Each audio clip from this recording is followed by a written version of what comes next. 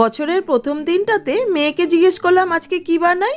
মেয়ে বলল বাসন্তী পোলাও। তাই আজকে নিয়ে চলে এসেছি ঝরঝরে বাসন্তী পোলাওয়ের রেসিপি। প্রয়োজন মতন গোবিন্দভোগ চাল নিয়ে ভালো করে ধুয়ে একটা ছাঁকনির মধ্যে রেখেছিলাম। এখন একদমই শুকিয়ে গেছে। এবার এই চালটাকে বাটির মধ্যে ঢেলে নিচ্ছি। দিয়ে দিচ্ছি হলুদ, অল্প একটু লবণ দিলাম, প্রয়োজনে পরে দেব।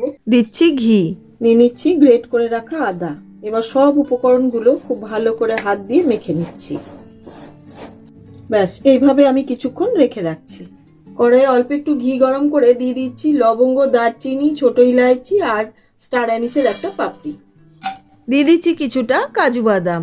কাজু বাদামটাকে বেশ কিছুক্ষণ লাল লাল করে ভেজে নিয়ে দিয়ে দিচ্ছি এক মুঠো মতন কিশমিশ, দিয়ে সেটাকেও ভেজে নিচ্ছি। কিশমিশগুলো দেখুন একদম ফুলে উঠেছে।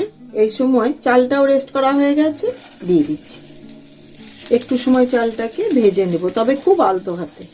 দিয়ে দিচ্ছি এবার গরম জল। যতটা চাল নিয়েছি ঠিক তার ডবল পরিমাণে জল নিয়ে গরম করে সেটা দিয়ে দিলাম।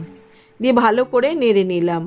এইবার দিয়ে দিচ্ছি কয়েকটা কাঁচা লঙ্কা, দিয়ে কিছুক্ষণের জন্য ঢাকা দিয়ে দিলাম।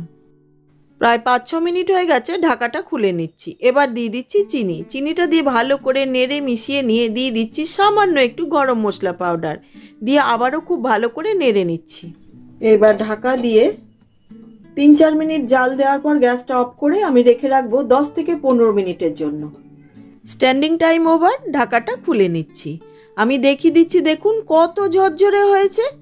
যাদের পোলাও এরকম ঝরঝরে হয় না, তারা যদি আমার রেসিপিটা ফলো করেন একদম ঝরঝরে পোলাও হবে। আমি ব্যাক ক্যামেরা থেকে অনেকক্ষণ ধরে দেখছি যে পোলাওটা এই বুঝি কমপ্লিট হলো, এই আমার মুখে আসলো, কিন্তু মামের হচ্ছেই না। এই যে নে দেখ, কে বল। সরস্বতী পুজোর ভোগের মতন হয়েছে। এটা এরকমই হয় খেতে। অসাধারণ হয়েছে, জাস্ট অসাধারণ, একদম ঠাকুরের প্রসাদ মনে হচ্ছে।